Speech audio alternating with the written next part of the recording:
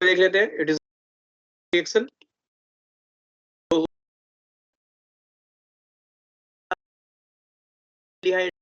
एक ऐसा ग्रुप है जिसपे अल्फा कार्बन होगा।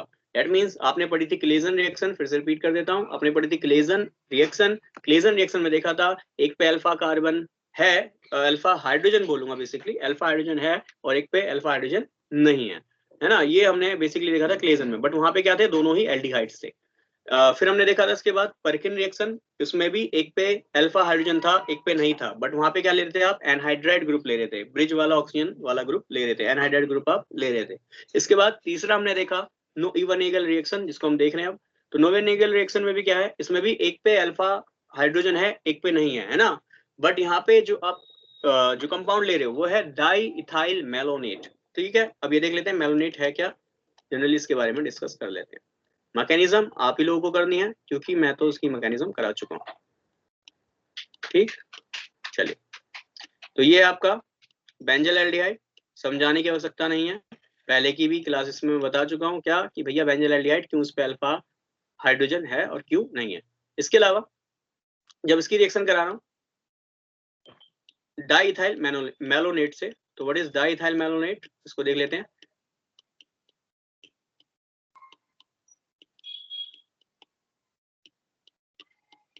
ये आपका कंपाउंड।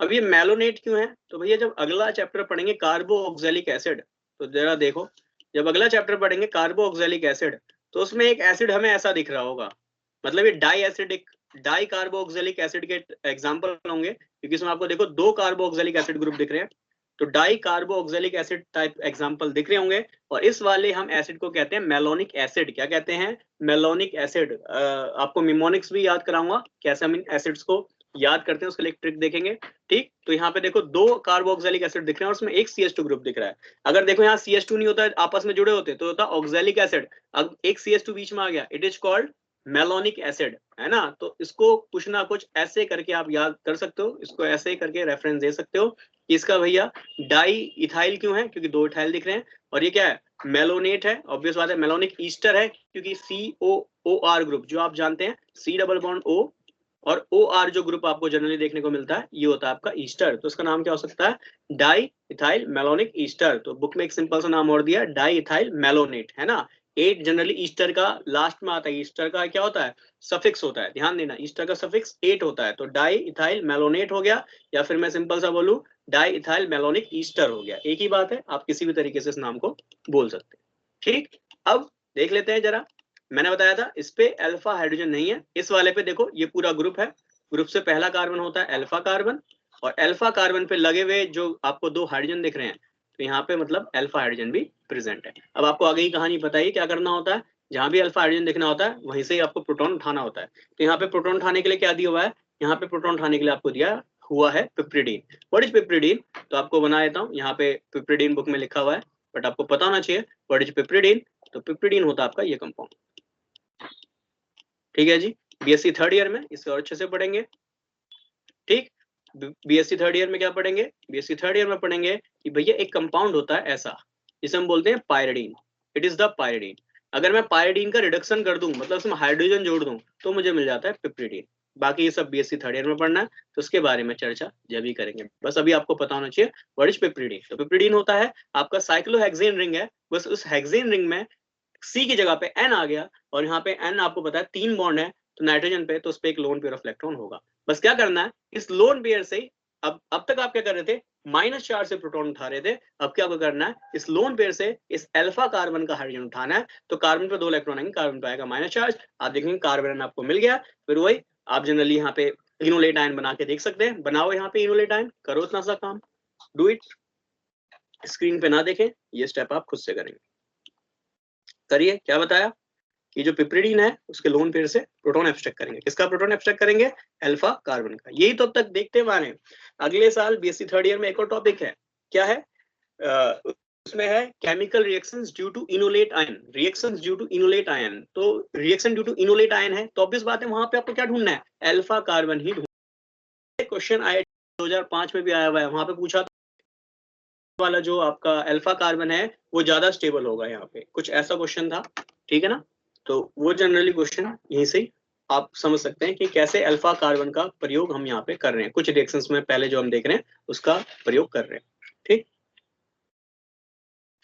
चलिए करो दूसरा mechanism.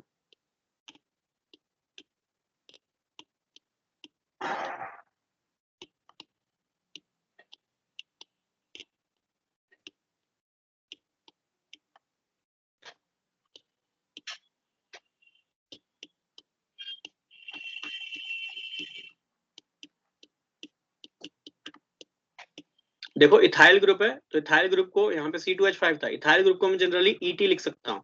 C2H5 is the ethyl group, ethyl group को मैं ET लिख रहा हूँ। आप इसको C2H5 भी लिखें, नो प्रॉब्लम। ठीक है जी, मैं इसको ET लिख देता हूँ। C2H5 है यहाँ पे, तो क्या कर रहा हूँ, लोन पेयर से प्रोटॉन एक्सट्रैक्ट कर रहा हूँ। ठीक, तो ये वाला कार्बन क्या कर रहा है, 2 इलेक्ट्रॉन इधर खींच रहा है, तो यहाँ से ये ग्रुप जो है पूरा निकल गया, पिप्रिडीनियम आयन, ये आपने बना लिया। नाइट्रोजन ने लोन पेयर दिया, इसमें मैंने बना दिया प्लस चार्ज। यहाँ एक हाइड्रोजन है, कार्बन पे है माइनस चार्ज, और ये ग्रुप है।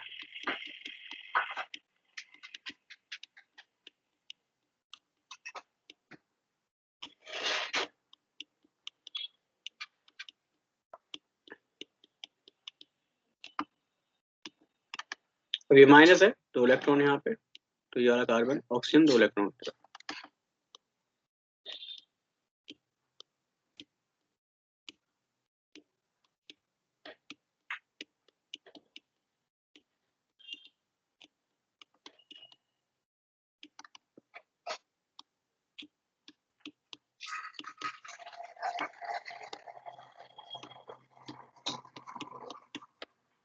तो आपने बनाया enolate ion of malonic Easter.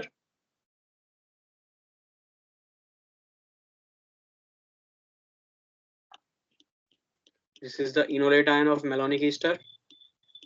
और बस इसके बाद की कहानी आप जानते हो, जो पिछली रिएक्शन में आपने करा है वही आपको यहाँ पे करके दिखाना है। यह है ETO, ये लग रहा है इस कार्बन पे, इस कार्बन पे है माइनस चार्ज, ऑक्सीजन पे माइनस चार्ज, और ये डबल बॉन्ड आगे जुड़ रहा है CH से, और ये CH पे एक और ग्रुप लगा हुआ है C डबल बॉन्ड O और OET।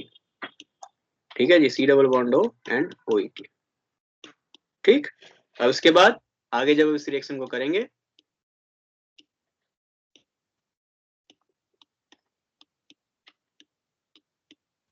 करते हैं इस पर चर्चा। C डबल बॉन्ड O, और यहाँ पे हाइड्रोजन एक, ऑक्सीजन इलेक्ट्रोनेगेटिव, इस पे आएगा माइनस, तो कार्बन पे कैसा चार्ज आएगा, कार्बन पे आएगा प्लस।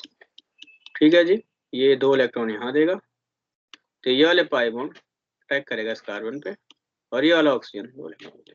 जस्ट अभी जो पिछली रिएक्शन देखी थी जिसका नाम था परकिन रिएक्शन, उसमें भी सेम ऐसी कहानी देखी थी। कहानी सेम ही है, बस अल्फा हाइड्रोजन पहचानी है और रिएक्शन करिए। अब इन अल्फा हाइड्रोजन वाली रिएक्शन में ऑब्वियस बात है, कंफ्यूज नहीं होना है। इसको याद करने के लिए एक मैं छोटी सी ट्रिक भी बता दूंगा, हालांकि मैं बता चुका हूँ, बट फिर भी मैं एक बार रिकैप कर दूंगा। ठीक है जी, ये सबसे सिंपल कहानी, हमने एल्डोल में भी यही स्टेप पढ़े थे, उसमें छोटे छोटे आपके कंपाउंड थे। यहाँ पे बस कंपाउंड की इन्होंने लेंथ ब्रेथ बढ़ा दी है, नेम अलग अलग साइंटिस्ट ने रिएक्शन कर दी है अलग अलग कंपाउंड से, है ना।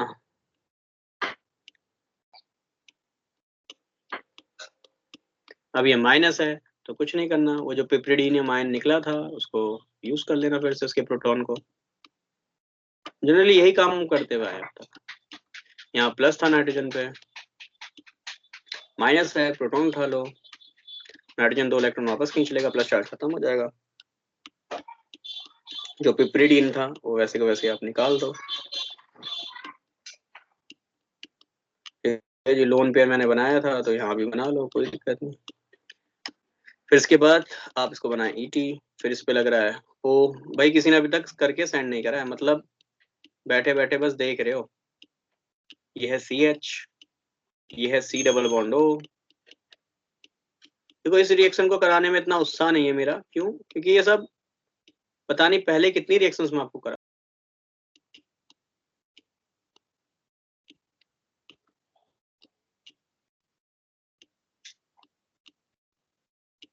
ठीक है जी, ये बन गया। इतना तो बन गया जो हर रिएक्शन में तक कॉमन था। अब इसमें आगे देख लेते हैं क्या बन रहा है।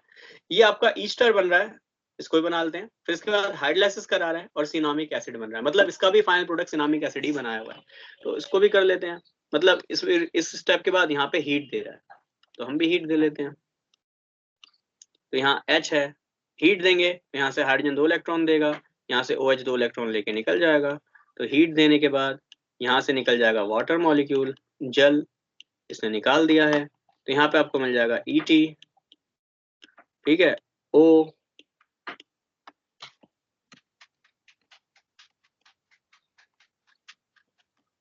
ठीक है जी, यहाँ पे आपको मिल जाएगा ET और इस पे लग रहा है एक O, और यहाँ है देखो C डबल बॉन्ड O, ठीक है जी, C, ठीक, एक और ये C डबल बॉन्ड O, यहाँ पे है O और यहाँ पे है ET, ठीक है, और यहाँ बना डबल बॉन्ड, यहाँ बना कार्बन, इस पे लग रहा है एक हाइड्रोजन और ये लग रहा है रिंग, ठीक है, ध्यान देना। तो ये मिल गया आपको पहला वाला कंपाउंड जो उसने बनाया हुआ है, ये ईस्टर ग्रुप है ना। ये इतना बड़ा सा ईस्टर जो मैलोनेट और बेंजीन इनको मिला के मिला है, तो ये ईस्टर इसने यहाँ पे लिख दिया। इसके बाद कुछ हाइड्रोलाइसिस कर रहे हैं, वेरी सिंपल स्टेप। हाइड्रोलाइसिस कर रहे हैं वाटर की प्रेजेंस में, यहाँ पे हाइड्रोलाइसिस कर रहे हैं, ठीक है। देखो काफी बुकों में इन शॉर्ट इसको बहुत शॉर्ट करने के लिए कर देता है कि हाइड्रोलाइसिस जब आप कर रहे हो, यहाँ पे जब आप हाइड्रोलाइसिस कर रहे हो तो किस तरीके से कर रहे हो, इसको मैं यहाँ पे करके बताया था एक अलग से स्टेप, ठीक है, यहाँ पे एक साइड में एक अलग सा स्टेप करके बताया था कैसे इसको हाइड्रोलाइसिस अलग अलग बुक में दिखाते हैं, मतलब काफी लंबी सी रिएक्शन पहली हो चुकी है। तो यहाँ पे थोड़ा सा बचने के लिए, यहाँ भैया ये रिएक्शन पहली बहुत लंबी हो गई है, उसको हाइड्रोलाइसिस बचने के लिए क्या कर लेते हैं, इस तरीके से भी करके दिखाए थे। आपकी मर्जी है, आप ऐसे कर लो या फिर इस रिएक्शन को आगे अच्छे से प्रोसीड कर लेते हैं। तो यह C डबल बॉन्ड O, बताया था कैसे हाइड्रोलाइसिस करते हैं, OET, ठीक। तो यहाँ पे इसको हाइड्रोलाइसिस इस तरीके से दरार डाल के, वही पुराना वाला स्टेप, ठीक। हाइड्रोलाइसिस में आप जानते हैं H होगा और OH होगा, क्या होगा, H होगा और OH होगा। यहाँ भी H है, यहाँ भी OH है। आप सभी जानते हो हाइड्रोजन पे होगा प्लस, ऑक्सीजन पे होगा माइनस, हाइड्रोजन पे होगा प्लस, ऑक्सीजन पे होगा माइनस। तो आपको पता है O और ET में ऑक्सीजन पे होगा माइनस, ET पे होगा प्लस, है ना, O पे होगा माइनस, ET पे होगा प्लस। तो आप जानते हैं माइनस वाला पार्ट कहाँ पे जुड़ेगा, प्लस पे, प्लस वाला पार्ट कहाँ जुड़ेगा, माइनस पे। तो बस यहाँ पे इसने 2 मोल निकाले दारू के, ETOH मतलब C2H5OH। ET आप क्या ले रहे थे, C2H5 ग्रुप को ले रहे थे, यहाँ से 2 मोल निकल गए दारू के, और जैसे दारू के 2 मोल निकले तो आपको मिल गया ये कंपाउंड। देखो वैसे कर इसी स्टेप को लेना क्योंकि रिएक्शन वाकई बहुत बहुत बड़ी हो जाएगी, ठीक है ना। तो यहाँ हाइड्रोलाइसिस वाले में इस स्टेप को कर लेना। यहाँ C है, बाकी इसकी मैकेनिज्म करनी है, तो मैकेनिज्म भी मैं एक बार करके दिखा देता हूँ, ठीक है, जो स्टेप आपको बढ़िया लगे। पर मुझे पता अब ये स्टेप बता दिया तो आप सब लोग इसी स्टेप को करेंगे, मैकेनिज्म वाले स्टेप को आप भूल जाएंगे, ठीक। बस इसमें लास्ट में क्या कर रखा है, लास्ट में इसको और हीट कर दिया, इतना ज्यादा हीट करा यहाँ से CO2 मॉलिक्यूल निकल गया। कैसे निकला जरा देखो, हाइड्रोजन देगा 2 इलेक्ट्रॉन यहाँ, है ना, हाइड्रोजन 2 इलेक्ट्रॉन दे रहा है इस कार्बन और ऑक्सीजन के बीच में, तो कार्बन की वैलेंसी तो पहले से ही 4 पूरी है, 2 एक्स्ट्रा इलेक्ट्रॉन मिलेंगे, तो ये बगल वाला कार्बन 2 इलेक्ट्रॉन की तरफ खींच लेगा। जैसे ही बगल वाला कार्बन 2 इलेक्ट्रॉन की तरफ खींचेगा, देखो क्या ही प्यारा स्टेप बना।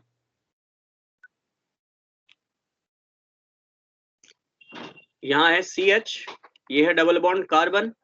देखो कार्बन ने जब 2 इलेक्ट्रॉन लिए होंगे, कार्बन पे आएगा माइनस चार्ज, और हाइड्रोजन ने, तो हाइड्रोजन निकला होगा H प्लस, तो कार्बन माइनस क्या करेगा, अपने 2 इलेक्ट्रॉन H को दे देगा, और यहाँ क्या मिल जाएगा CH, C डबल O और OH। देखो जरा ये सिनामिक एसिड आपको मिल गया, it is the cinnamic acid. और यहाँ से क्या निकला, देखो CO2 गैस निकली, कैसे निकली, यहाँ कार्बन है, कार्बन पे एक ऑक्सीजन डबल बॉन्ड से जुड़ा हुआ है, तो एक ऑक्सीजन डबल बॉन्ड से जुड़ा हुआ जोड़ देता हूँ। फिर दूसरा ऑक्सीजन है जो सिंगल बॉन्ड से जुड़ा था, पर उसने हाइड्रोजन से 2 इलेक्ट्रॉन लिए थे, हाइड्रोजन ऑक्सीजन के बीच में जो 2 इलेक्ट्रॉन आपको दिख रहे हैं वो उसने ले लिए, 2 इलेक्ट्रॉन लेने के बाद बॉन्ड कैसा बन गया होगा, डबल, ठीक है जी। तो यहाँ से क्या निकल गई, CO2 गैस निकल गई। तो भैया बुक में थोड़े से स्टेप खाए हुए हैं, तो उनको ध्यान देना। यहाँ पे हम एसिडिक हाइड्रोलाइसिस तो कर रहे हैं, उसके बाद हम हीट भी कर रहे हैं ताकि आपको सिनामिक एसिड मिल जाए। तो अब यहाँ से एक और बात समझ में आनी चाहिए, क्या कि जब भी कार्बोऑक्जेलिक एसिड को, जब भी कार्बोऑक्जेलिक अम्ल को हीट किया जाता है, हीट करने पर हमेशा CO2 गैस लीव आउट हो जाती है। फिर से रिपीट कर देता हूँ, क्या कह रहा हूँ, जब भी कार्बोऑक्जेलिक एसिड को हीट किया जाता है तो इसको हीट करने पर CO2 गैस निकल जाती है।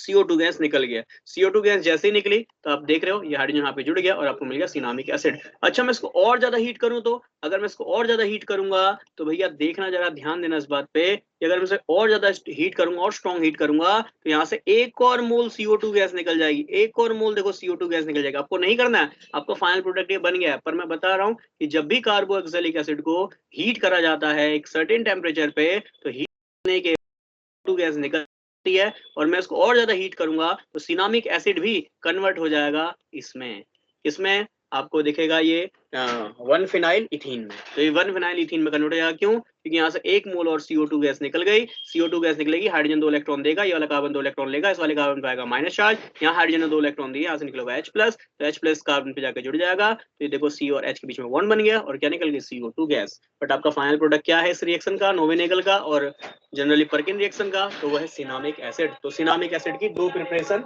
आपको दिख रही है। ठीक है जी, सिनामिक एसिड की 2 प्रिपरेशन आपको दिख रही है।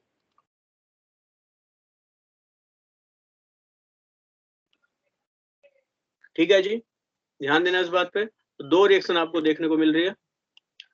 2 रिएक्शन सिनामिक एसिड बनने की आपने देखी, एक देखी नोवेनेगल रिएक्शन, एक देखिए पर्किन रिएक्शन। बोलो भाई क्या ये सभी के समझ में आया? बताइए जल्दी से। रिएक्शन थोड़ी बड़ी सी है आई नो,